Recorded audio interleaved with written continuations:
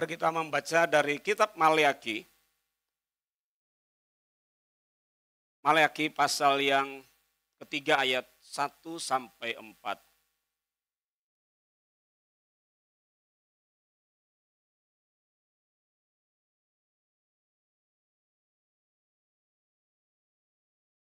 Saya akan membacakan bagi Bapak Ibu, saudara-saudari yang dikasihi Tuhan. Lihat, aku menyuruh utusanku agar ia mempersiapkan jalan di hadapanku. Tiba-tiba Tuhan yang kamu cari itu akan datang ke bait-Nya. Utusan perjanjian yang kamu inginkan itu, sesungguhnya ia datang. Firman Tuhan semesta alam. Siapakah yang dapat tahan akan hari kedatangannya? Siapakah yang dapat tetap berdiri ketika ia menampakkan diri? Sebab ia seperti api pemurni logam dan seperti sabun penatu. Ia akan duduk seperti orang yang memurnikan dan mentahirkan perak. Ia menahirkan orang Lewi, menyucikan mereka seperti emas dan perak. Supaya mereka menjadi orang-orang yang mempersembahkan kurban kepada Tuhan dalam kebenaran. Maka persembahan Yehuda dan Yerusalem akan menyenangkan hati Tuhan seperti pada hari-hari dahulu kala dan seperti tahun-tahun purbakala. Tema yang diberikan pada Minggu Advent yang kedua, siaplah. Bapak Ibu, kalau Bapak Ibu lihat lilin Minggu Advent ini ada warna, 3 warna ungu, 1 warna putih, dan 1 ini warna pink ya. Ini setiap lilin ini ada maknanya. Dan minggu kedua, yang warna ungu ini artinya bersiaplah sesuai dengan tema kita pada hari ini. Saya mau menjelaskan dulu tentang bagaimana situasi Maleakhi melayani. Dia kira-kira melayani antara tahun 450 sampai 400 sebelum Masehi. Orang Israel, mereka keluar dari Persia, mereka kembali ke tanah perjanjian. Dan untuk pertama kali di dalam sejarah, dari pembuangan sampai mereka kembali, mereka kemudian mendapatkan otonomi yang cukup besar dari kekaisaran pada zaman Persia. Pada zaman itu mereka kembali dan sekarang Maleakhi melayani mereka. Jadi secara otonomi politik cukup besar dan secara mata uang yang baru yang sedang berkembang, namun secara rohani prospek mereka sangat suram. Yang kedua, kondisi mereka adalah kondisi di mana mereka sudah banyak melalui tahun-tahun, mereka berhubung dengan dunia yang di luar. Sehingga dunia di sekitarnya telah berkontribusi kepada cara pandang hidup daripada orang Israel, orang Yehuda pada waktu itu. Mereka hidup yang baru dan sekuler. Keyakinan praktek yang lama sudah mereka tinggalkan. Itu sebabnya kalau kita membaca di dalam pasal pertama, di situ Maleakhi mengingatkan mereka bahwa aku mengasihi kamu, firman Tuhan, tetapi kamu berkata, bagaimanakah engkau mengasihi kami? Nah, kemudian Maleakhi berbicara bahwa bukankah Esau itu saudara Yakub? Demikianlah firman Tuhan, aku mengasihi Yakub. Maleakhi mengulang kembali apa yang telah menjadi janji, apa yang telah difirmankan, dan yang dialami oleh keturunan Abraham. Tetapi pada zaman itu, dengan kontak dengan dunia luar, pandangan mereka mulai berubah. Sehingga praktik lama bagi mereka itu sudah ketinggalan zaman. Dan menurut mayoritas yang hidup pada zaman itu, kehidupan orang Israel harus dengan cara yang baru. Nanti kita akan lihat apa tanda-tanda mereka mulai berubah. Yang ketiga, Allah itu dipandang transcendence. Ini bahasa filsafat transcendence. Transcendence artinya mereka memandang Allah itu jauh sekali. Begitu tinggi. Saking begitu tinggi, nggak terjangkau. Ini saya meminjam bahasa filsafat. Begitu tinggi, nggak terjangkau. Sehingga bagi mereka Allah itu sudah tidak lagi terlibat. Ada filsuf abad pertengahan bilang begini. Allah itu digambarkan seperti seorang pembuat jam. Jam setelah dibuat, ditaruh aja kemudian pembuat jam itu pergi, biarkan jam itu berjalan sendiri. Jadi Allah digambarkan, pada zaman Maleakhi juga digambarkan seperti pencipta yang sudah mencipta, tapi entah dia di mana sekarang. Apa dampak daripada mereka hidup pada zaman itu? Dampak baik secara kondisi politik, kontak dengan dunia luar, Allah dipandang begitu jauh dan tidak terlibat. Dampaknya apa? Mereka itu kalau ibadah kemudian asal-asalan. Mulai dari ayat 6 digambarkan anak menghormati bapaknya, seorang hamba menghormati tuannya. Jika aku ini bapak, di manakah rasa hormat kepadaku? Jika aku ini Tuhan, di manakah rasa takut kepadaku? Firman Tuhan semesta alam. Kepada kamu, hai para imam yang menghina namaku. Tetapi kamu berkata, bagaimanakah kami menghina namamu? Semacam ada suatu terjemahan baru pada saat itu tentang cara mereka beribadah. Bapak Ibu, ada satu gereja di Jakarta. Dia Mall Ambassador. Itu ibadah itu dipakai analitiknya, itu pakai marketing. Orang marketing khusus. Jadi mereka menganalisa yang datang ini siapa. Apakah yang dibutuhkan? Apakah yang dicari? Pemimpin pujian dicari yang khusus. Pemain musiknya dicari yang khusus. Pengkhotbahnya dicari juga yang khusus. Ibadahnya mulai di otak-atik. Gembalanya duduk manis. Sepanjang tahun ke tahun, tahun ke tahun. Nggak pernah khotbah. Karena gembalanya pengusaha. Tapi zaman Maleakhi sudah terjadi, bukan baru. Mereka menanyakan, bertanya. Adanya ajaran sesat, aliran sesat dan penyembahan berhala pasal 2 ayat 10. Itu makin memperburuk kondisi spiritual mereka. Bukankah kita sekalian mempunyai satu Bapa? Bukankah kita diciptakan oleh satu Allah? Lalu mengapa kita berkhianat satu sama lain sehingga menajiskan perjanjian nenek moyang kita? Mereka mengalami putus asa. Sebagian orang beriman menarik diri dari kebudayaan mereka karena putus asa. Sehingga mempengaruhi mereka yang terhadap seorang sesamanya menjadi sangat sedikit. Hari ini pengaruh mempengaruhi. Orang mulai putus asa. Orang mulai kecewa, kadang-kadang kita sedih melihat ada lagi ibadah, pendetanya disuruh turun. Ya, kita bisa lihat itu. Protes sana sini, majelisnya terbelah dua. Itu juga sudah terjadi di kitab Maleakhi. Terjadi perubahan masa depan. Bapak Ibu kalau lihat kitab Yesaya itu banyak janji-janji Tuhan tentang pemulihan orang Israel menjadi satu bangsa yang penuh dengan kejayaan. Tapi mereka tidak paham waktu Tuhan berbicara kepada mereka. Sehingga pada kitab Maleakhi ini mereka menjadi kecewa. Kecewa terhadap apa? Janji Allah katanya mau jadi bangsa yang besar, begini. Mana kenyataannya?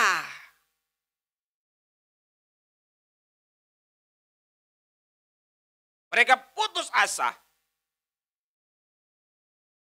Pasal 2 ayat 13, mereka sinis. Sinis terhadap Tuhan. Mereka mempertanyakan kasih dan keadilan Tuhan. Bukankah kita juga kadang-kadang begitu dalam doa? Tuhan, di mana pertolonganmu? Di mana janji-janjimu? Tuhan, aku sudah berdoa sekian lama tapi engkau enggak dengar. Di mana janji-janjimu? Tuhan, saya sudah pelayanan. Kita tidak sadar bahwa yang sedang kita kerjakan bersifat transaksional. Kita pikir kita bisa beli Tuhan. Kita pikir kita bisa bayar Tuhan. Dengan, saya sudah pelayanan rajin. Paling tertib. Duluan dari orang lain. Nyodorkan diri juga saya. Paling bagus. Kita bersikap terhadap Tuhan. Sungguh tidak penuh dengan sikap hormat. Kehidupan mereka menjadi amoral. Banyak hidup dalam dosa, sihir, persinahan, sumpah palsu, dan penindasan. Penyembahan yang tidak layak.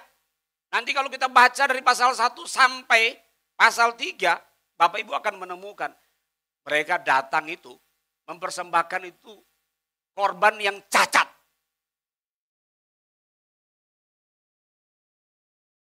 Bagaimana dengan kita? Kalau kasih persembahan, kita pilih yang khusus.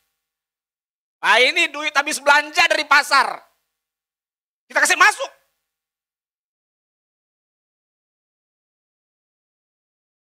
Mudah-mudahan kita nggak ada yang begitu ya. Kasih persembahan yang sudah lecet-lecet. Sisa-sisa. Beda bahasa sisa sama menyisihkan. Memisahkan. Di satu gereja saya masuk, ada mading di depan. Mading itu di depan mimbar. Itu duit-duit persembahan itu ditempel di situ. Jangan lagi memberikan persembahan kayak begini. Bagus juga ya. Majelisnya duduk di situ. Tidak boleh orang keluar. Kalau mau keluar boleh dari pintu dekat mimbar. Jadi orang kalau masuk gereja, dia sudah ke belakang dulu. Supaya masuk nggak keluar-keluar.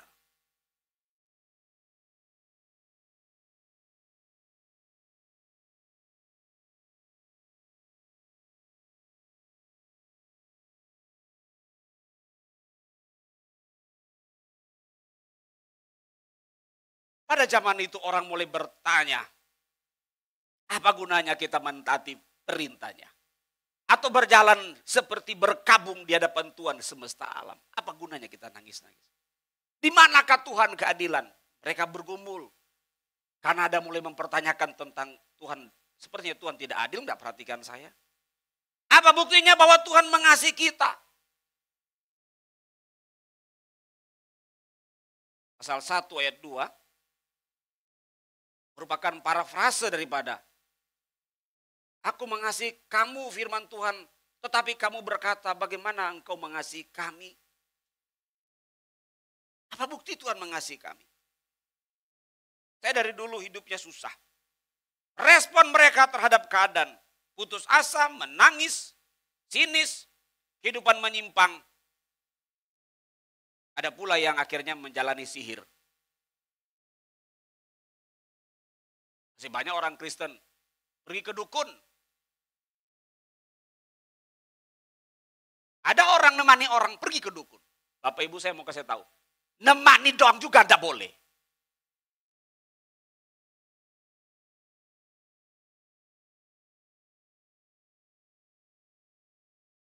Tema kita bersiaplah. Lihat, aku menyuruh utusanku agar ia mempersiapkan jalan di hadapanku. Bagian ini menunjukkan kepada Yohanes Pembaptis, dia akan datang sebagai orang yang akan mempersiapkan jalan bagi Tuhan.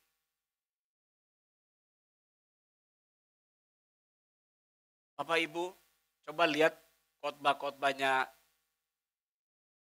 Yohanes Pembaptis. Khotbahnya ngeri ya. Bilang sama imam ahli taurat, hai engkau keturunan ular beludak. Apa sih aplikasi bagi kita?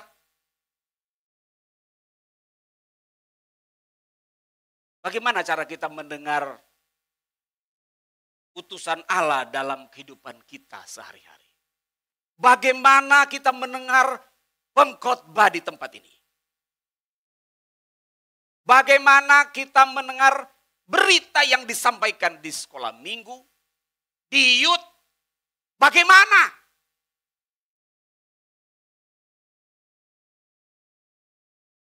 Tidak keliru ya. Tidak salah Musa bilang, jangan main HP.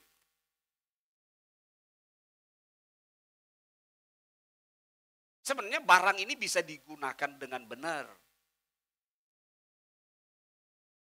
Hati kita tidak kepada berita firman itu. Hati kita kepada yang lain. Bagaimana kita mendengar firman Allah yang disampaikan dari mimbar ke mimbar.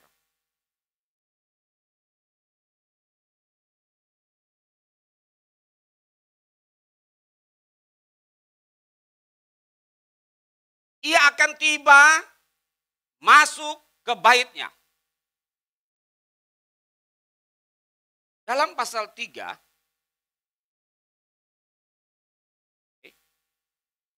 pasal 3 ayat 2, siapakah yang dapat tahan akan hari kedatangannya? Siapakah yang dapat berdiri ketika ia menampakkan diri? Ini memberikan gambaran kepada kita bahwa Tuhan tiba-tiba datang secara mengejutkan. Di dalam waktu Tuhan datang,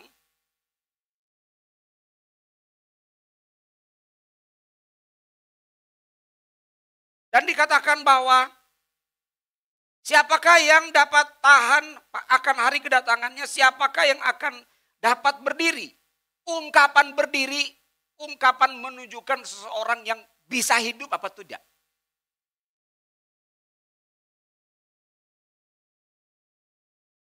Ini adalah pertanyaan retorika yang kalau ditanya pasti jawaban kita tidak.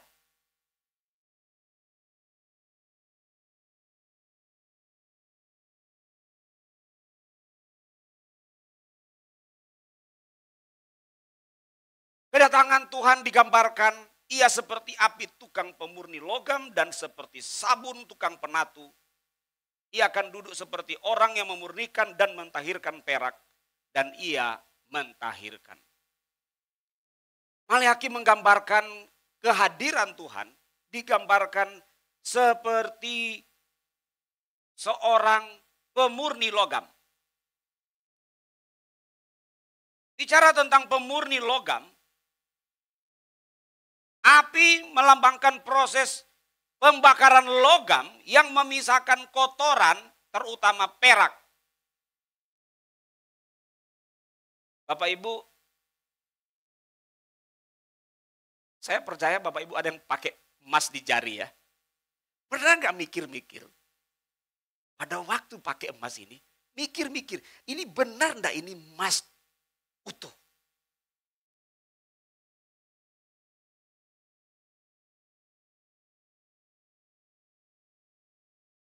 Saya lupa nama seorang filsuf, seorang ilmuwan juga filsuf, dia tugaskan sama raja. Raja perintahkan dia, periksa ini mahkota saya, apakah mahkota saya ini benar-benar murni. Dia pulang ke rumah, dia bawa mahkota, raja dia pikir-pikir, bagaimana cara saya tahu ini, saya nggak bisa apa-apa. Mau lebur juga nggak bisa. Akhirnya suatu waktu dia lagi mandi, dia masuk ke dalam bak mandi, air itu tumpah. Dia kemudian dapat ide. Oh, ada cara untuk mengukur berat emas sama kalau ini logam.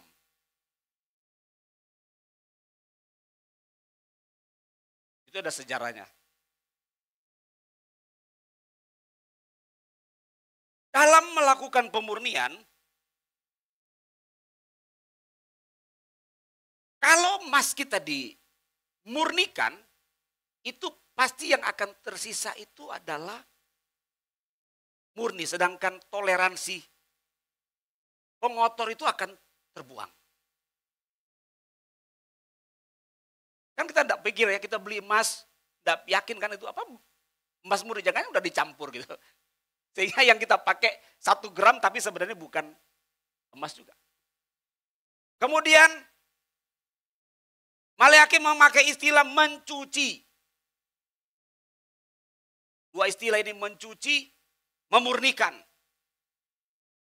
Apa yang digambarkan oleh Maleakhi? Ini menggambarkan pemurnian dan mencuci, menggambarkan ekspresi kasih Allah dan keadilan dari kasih Allah. Bapak Ibu, kalau kita lihat nonton film The Passion of the Christ, kita terenyuh sedih juga kan? Bapak Ibu, waktu Yesus di Bukit Golgota dia bilang, "Bapa, kalau boleh cawan ini lalu."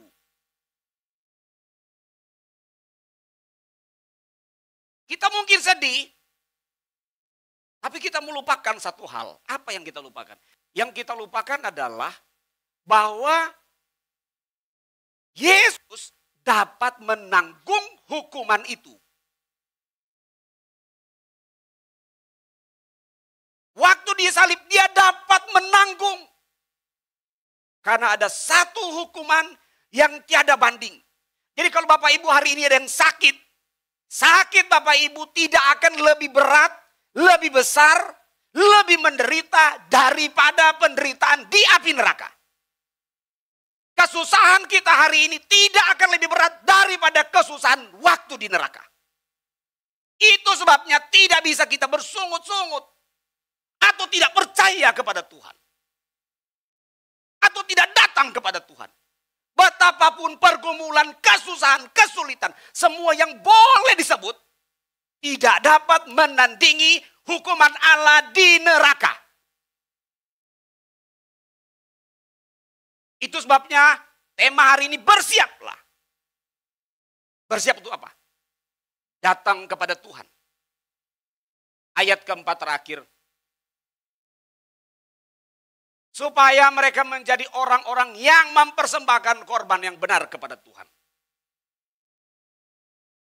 Bapak Ibu yang dikasihi, saya tidak tahu bagaimana Bapak Ibu memandang.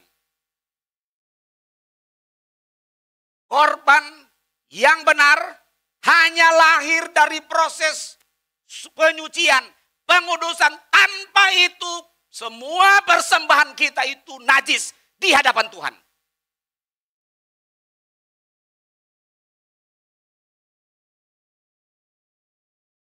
Bahkan setiap persembahan yang kita memberikan, doakan dulu. Kita pikir, oh saya punya duit, kasih. Karena kita banyak duit. Enggak.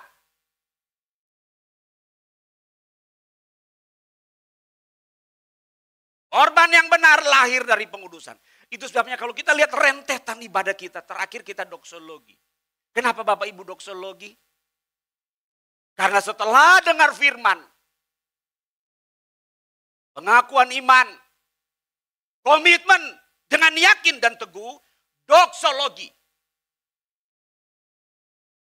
Endingnya selalu persembahan yang benar. Itu bukan sekedar liturgi penutup ibadah. Sepanjang jalan kita, bukan jalan kenangan, sepanjang jalan kita doksologi. Maka kata liturgi itu dari kata letron dan ergon. Letron artinya pelayanan, ergon artinya masyarakat. Maka liturgi sepanjang hidup kita, kita siap melayani Tuhan dimanapun, kapanpun. Maka pada waktu ibadah ditabiskan, kita memuji, bersyukur pada Tuhan. Karena sepanjang minggu saya boleh ibadah, liturgi saya benar, persembahan saya benar. Dari Senin, Selasa, Rabu, Kamis, Jumat, Sabtu. Minggu adalah persembahan yang selalu senantiasa demikian. Mari kita persembahkan hidup kita kepada Tuhan. Selalu menjadi persembahan yang siap terus menerus sampai Tuhan Yesus datang. Amin. Mari kita